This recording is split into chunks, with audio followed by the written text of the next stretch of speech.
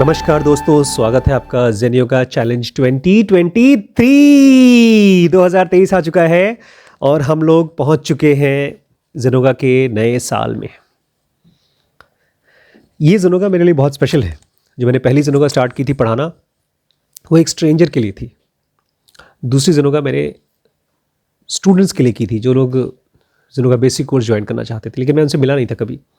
लेकिन मेरे मन में अक्सर ये बात रहती थी कि मेरे अपने बच्चे कब सीखेंगे जेन योगा। तो ये जो जेन योगा मैं बना रहा हूँ, ये अपने बच्चों के लिए बना रहा हूँ। जब माँ बाप बच्चों के लिए कुछ करते हैं ना, तो उसमें बहुत स्पेशल फ्लेवर होता है। आज का वीडियो अगर आप ठीक से समझ जाते हैं तो आपकी लाइफ एकदम बदल जाएगी। हमारा माइंड एक टायर की तरह काम करता है। जैसे ही टायर में से फुस हवा निकल जाती है, वो चलना बंद कर देता है। लेकिन प्रॉब्लम ये है, हमारा माइंड जब चलना बंद कर देता है, मतलब ठीक से काम करना बंद कर देता है, हमको मालूम नहीं पड़ता। हम लोग नॉर्मली ऐसे बिहेव करते हैं जैसे एक आदमी जिसकी टायर पंचर हो गई, लेकिन वो गाड़ी चला रहा है। क्या प्रॉब्लम होती है अगर टायर पंचर हो गया फिर भी आप गाड़ी चला रहे हैं? क्या प्रॉब्लम होगी गाड़ी में? टायर फट जाएगा। और क्या प्रॉब्लम होती है अगर आपका माइंड काम नहीं कर रहा फिर भी आप उसको चलाए पड़े हैं? माइंड फट जाएगा। हम फ्रस्ट्रेट होंगे, हम कंफ्यूज होंगे, हम डिप्रेशन में जाएंगे, और धीमे धीमे वो सब चीज़ क्रस्टिंग होना शुरू हो जाएगी। एक तरह का सॉलिडिफिकेशन होना शुरू हो जाएगा, वो हमारी पर्सनैलिटी हो जाएगी। आज हम लोग पढ़ने वाले हैं the internal non equilibrium of centres. हमारे ब्रेन के अंदर में जो अलग अलग सेंटर्स हैं, उनका नॉन इक्विलिब्रियम, मतलब उनका ठीक से काम ना करना। कृष्णमूर्ति अक्सर बात करते हैं कॉन्फ्लिक्ट की, ब्रेन के अंदर में, माइंड के अंदर में कॉन्फ्लिक्ट की, एक तरह से लड़ाई की। हमारे ही मन में कॉन्फ्लिक्ट होता है। जेन योगा कहती है बहुत बार ऐसा होता है कि हम लोगों के अंदर में एक डिज़ायर होती है और तुरंत विद इन 5 मिनट्स हमारे मन में एग्जैक्टली उल्टी डिज़ायर होती है। एक मन होता है चलो पढ़ाई कर लेते हैं, एग्जाम आने वाला है, और 5 मिनट बाद मन होता है अरे यार छोड़ो, इतना इंपॉर्टेंट नहीं है, इस समय जो मैं काम कर रहा हूँ वो ज़्यादा इंपॉर्टेंट है। ये कॉन्फ्लिक्टिंग डिज़ायर्स है, ये कॉन्ट्रास्टिंग डिज़ायर्स है, और वो एक साथ चलती हैं। और ये दोनों आपस में ऐसे लड़ती हैं, बट 5 मिनट बाद होता क्या है? कौन थकता है? ब्रेन। हम थक जाते हैं, हम खत्म हो जाते हैं। और इस कॉन्फ्लिक्ट के दौरान, इसको जेन योगा बोलती है नॉन इक्विलिब्रियम। इस कॉन्फ्लिक्ट के दौरान हमको पता ही नहीं चलता कि हमारे साथ हो रहा है कुछ। शरीर में कहीं दर्द होता है तो मालूम पड़ता है, लेकिन थॉट्स जब एक दूसरे से फाइट करते हैं तो नहीं मालूम पड़ता। ज़ोराथुस्त्र नाम था, एक बहुत फेमस स्पिरिचुअल टीचर थे। उन्होंने जेन योगा की चीज़ को अपनी भाषा में कहा है। उन्होंने कहा है, ओ मज़दा, मैं अपने अंदर की रोशनी से देख पाता हूँ, मेरे अंदर में जो ऑब्जर्वेशन की ताकत है उससे मेरे अंदर के 2 मैना यूज़ को कंपेयर कर रहा हूँ। मैना यूज़ मतलब मेरे मन के 2 अलग अलग हिस्सों को। ये मेरे मन के ये सेंटर्स को बोल रहे हैं। ये मेरे मन के वो चीज़ें हैं जो सच्चाई को, अच्छाई को प्रमोट करती हैं, और दोनों के अंदर में खूब ढेर सारी ताकत है। लेकिन इन दोनों को पता नहीं है कि एक दूसरे से लड़ाई कर रहे हैं, कॉन्टेस्ट में है। और मैंने इन दोनों को अपने साथ नौकरी पे रखा है, मतलब मेरे ही ब्रेन के अंदर में ये दोनों काम कर रहे हैं। इन दोनों की स्पिरिट को मुझे एक साथ काम करवाना है। कुछ समझ में आया? ये कह रहे हैं मेरे मन के अंदर में अलग अलग सेंटर्स, दोनों ताकतवर हैं, दोनों सही हैं, लेकिन फिर भी ये दोनों लड़ते रहते हैं और मुझे कमज़ोर करते रहते हैं। मुझे इन दोनों को साथ में काम करवाना है। मतलब मेरे सेंटर्स नॉन इक्विलिब्रियम में है, बैलेंस में नहीं है, इनको बैलेंस में लाना है। ज़ोराथुस्त्र ने जो चीज़ यहाँ देखी है, जो लिखा हुआ है, वो अपने ब्रेन में एक तरफ आई सेंटर और एक तरफ ESM सेंटर की लड़ाई देखा। कृष्ण ने भी यही चीज़ कहा है, अर्जुन तुम्हारे अंदर में गुण आपस में लड़ रहे हैं। ये सारे के सारे IESM अगर ये अलग अलग हो जाए तो कुछ नहीं कर सकते, लेकिन मिल करके इनके अंदर में इतनी ताकत है कि ये 1 जेन योगा यूनिट और वो बढ़ा करके 4 जेन योगा यूनिट तक एनर्जी इकट्ठी कर सकते हैं। इसको ऐसे समझिए कि आपके ब्रेन में वो हार्डवेयर है जो कृष्ण के पास था, बस खाली आप सही ऐप डाउनलोड नहीं कर रहे हैं, सही सॉफ्टवेयर डाउनलोड नहीं कर रहे। आप भी वही इंसान हो सकते हैं जो कृष्ण थे, जो जीसस थे। तो अच्छा, आज मैं प्रैक्टिकल बातें करूंगा कि किस तरह से आप पहचान सके आपके माइंड में जब लड़ाई चल रही है। तब पहचानना सबसे इंपॉर्टेंट है। एक बार आपने पहचान लिया दुश्मन को, उसके बाद आप फंस नहीं पाएंगे। बहुत मुश्किल होता है फंसना। जब आपका ब्रेन, आपके सेंटर्स गलत तरीके से काम करते हैं तो क्या होता है। बहुत फेमस जिनोगा का एग्जाम्पल है। एक आदमी 4 बजे सुबह डिसाइड करता है उठने के लिए, और डिसाइड किया है कि अब मैं अच्छे से जीऊंगा अपनी जिंदगी को, पायस लाइफ जीऊंगा, 4 बजे उठकर काम करूंगा। और सोने से पहले आई सेंटर ने ये सब चीज सोचा और एम सेंटर को कमांड दिया, सुनो बॉडी, सुबह उठना है 4 बजे।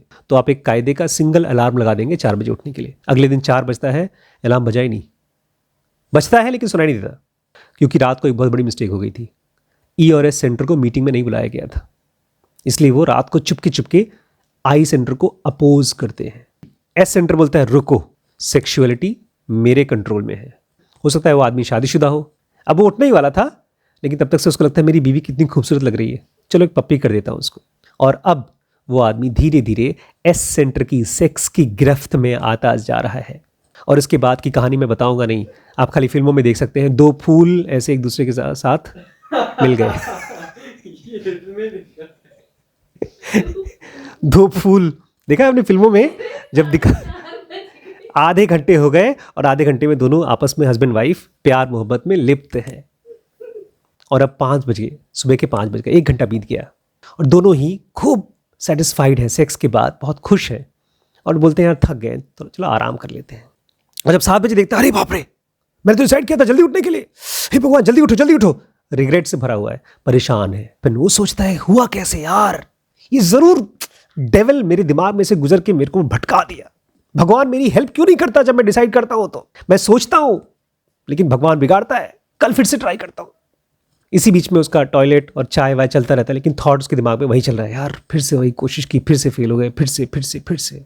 और अगर मान लीजिए वो आदमी शरीर जैसा है, सेंसिटिव, तो अपने ऊपर मैंने क्यों किया, मुझे नहीं करना चाहिए था, अपने आप को पेन इन्फ्लिक्ट करता है।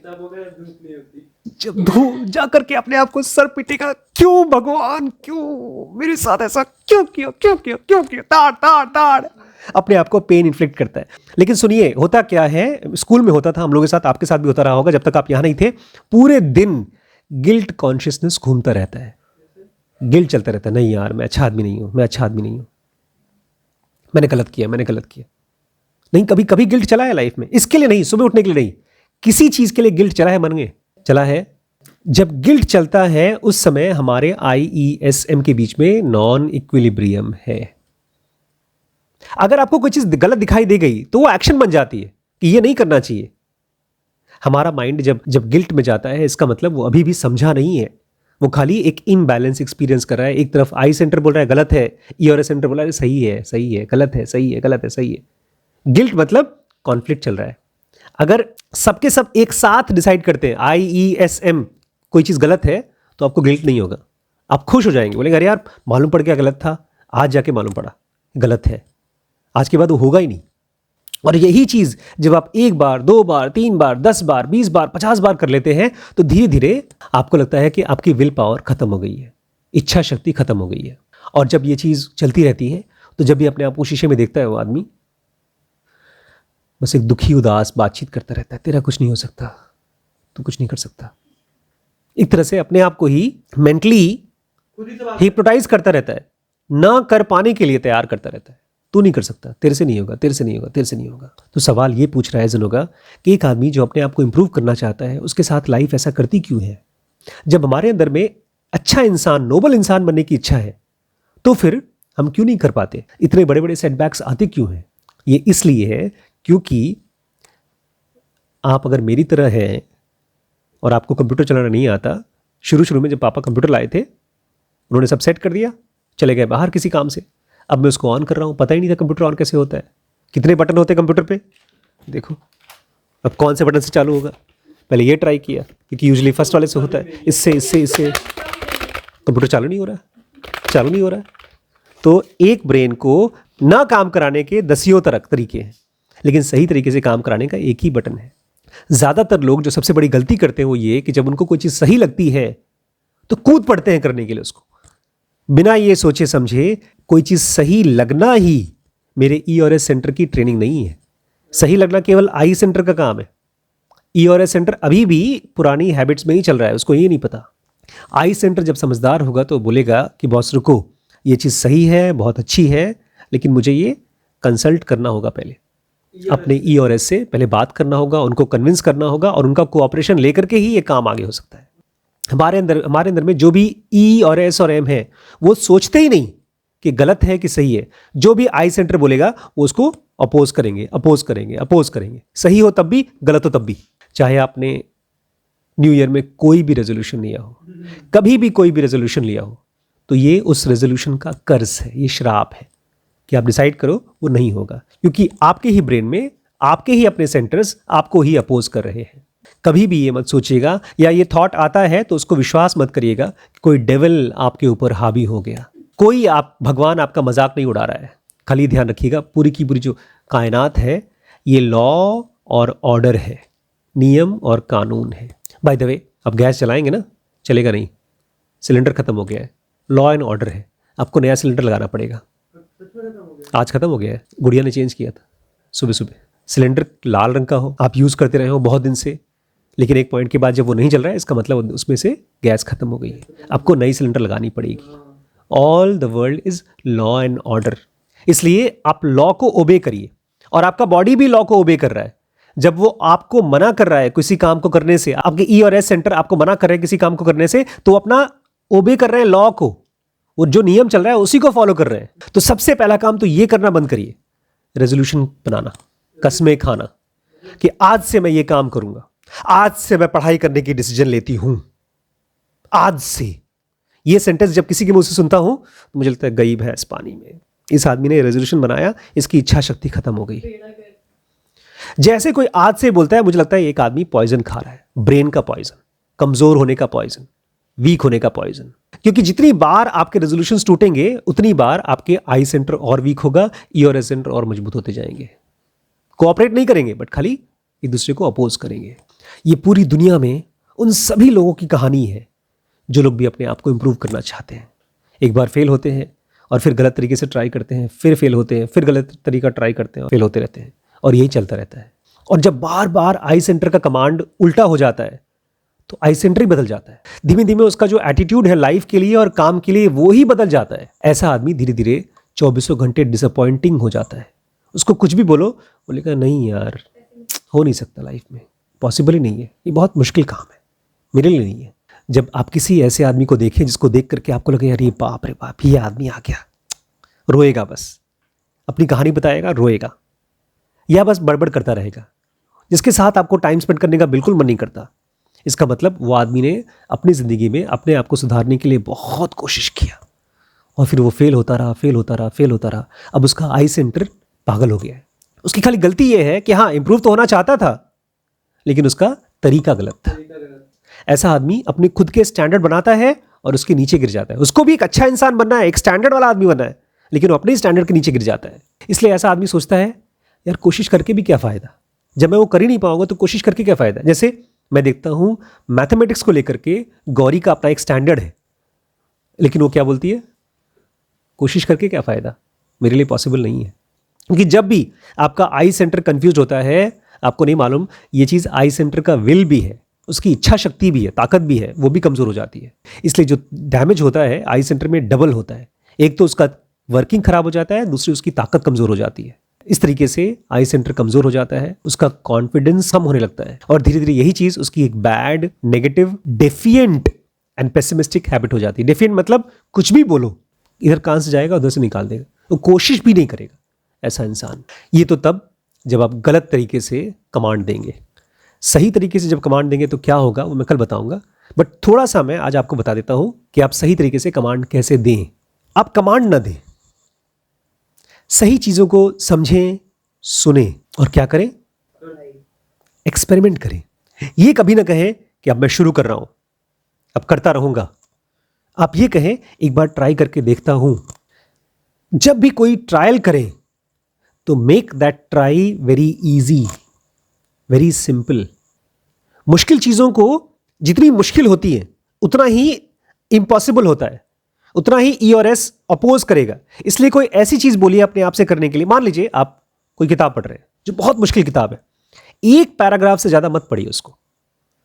And after that feel good about it. जब आप फील गुड करते हैं तो ई और एस सेंटर मजबूत होता है, बोलता है यार ये तो अच्छी चीज़ है। जब भी कोई चीज़ सही लगे तो उसमें इमोशनल फैक्टर को लेकर आओ। इसलिए जब मैं किसी बंदे के बारे में पढ़ता हूँ, अभी आजकल मैं एक स्ट्रैटेजी के ऊपर फिर से नई सीरीज प्लान कर रहा हूँ, उसमें इलॉन मस्क को मैं जानता हूँ, लेकिन 4-5 ऐसे लोग हैं जिनको जानता ही नहीं हूँ, तो उनके लिए मैं उनकी फ़ोटोज़ इकट्ठी करता हूँ। मोस्ट इंपॉर्टेंट, आपके अंदर ब्रेन में हो रहा है तो ऑब्जर्व इट, उनकी बातचीत को पहचानो। जब आपका दिल बोलता है ना कि नहीं हो सकता, उसको पहचानो। अरे ठीक है नहीं हो सकता, लेकिन तुझे पता कैसे है, ये थॉट क्यों आ रहा है कि नहीं हो सकता? अभी तक ट्राई किया नहीं है, चीज़ें फ्यूचर की हैं, कैसे पता कि नहीं होगा? इस तरह से अपने आप को खुद पहचान करके बी सरप्राइज्ड कि कैसे ये डेड थॉट्स, जैसे डेड सेल्स होते हैं, डेड सेल्स का काम है बाहर निकल के फेंक जाना, डेड थॉट्स का काम है बाहर निकल के फेंक जाना है। वो हमारे पास पड़ा हुआ है, नहीं हो सकता, नहीं हो सकता, ये डेड थॉट है, ये रियल थॉट नहीं है। कोई चीज भी इम्पॉसिबल है, ये एक फ्यूचर का नेगेटिव नॉन थॉट है। ये मैं कहता हूं रोबोट्स नहीं बन सकते। बहुत से लोग बोलते हैं कि रोबोट्स नहीं बन सकते, इंसान जैसे हैं वैसे रोबोट नहीं बन सकते। बहुत से लोग बोलते हैं, कैसे पता आपको नहीं बन सकते? ढेर सारी चीजें हैं जो हो सकती हैं, बहुत सी चीजें जो नहीं हो सकती, लेकिन तुम्हें कैसे पता? आस्क योरसेल्फ, जब भी आपके मन में कोई नेगेटिव थॉट आए, डिप्रेसिव थॉट आए, तुरंत पकड़ो अपने आप को, रुक रुक रुक रुक रुक, तो जा कर रहा है, अपने थॉट को पकड़ो, रुक रुक रुक, क्या बोला तूने? अच्छा मैं पास नहीं होगा, मेरे पिता ने बोल दिया पास नहीं होगा तो पास नहीं होगा, कैसे पता? तू भगवान है? अपने माइंड को बोलो। इस तरह से रोकिए उसको। अगर आपने नेगेटिव थॉट्स को अपने सेंटेंसेस कंप्लीट करने से रोक दिया तो वो भी सोचेंगे, थॉट्स खुद के बारे में सोचेगा, मैं क्या बोल रहा हूं, वो ऑब्जर्वेशन बनेगा और फिर रास्ते खोजेगा उस काम को करने के लिए जो चीज़ एक्चुअली हो सकता है। कल पढ़ेंगे हम लोग करेक्ट वे, जब इंटरनल इक्विलिब्रियम होता है तब कैसे हमारा ब्रेन काम करता है, वो लोग कल पढ़ेंगे हम लोग। ओके दोस्तों, जल्दी मिलते हैं नेक्स्ट वीडियो में, तब तक गुड नाइट, शब खैर। इस पूरी सीरीज़ को देखने के लिए ये नंबर है, इस पर आप व्हाट्सएप कर लीजिए, और अगर मुझसे मिलना है तो आपके नज़दीकी कौन से शहर में लाइव सेशन हो रहा है आप मालूम कर लीजिए और मुझसे आके मिल लीजिए।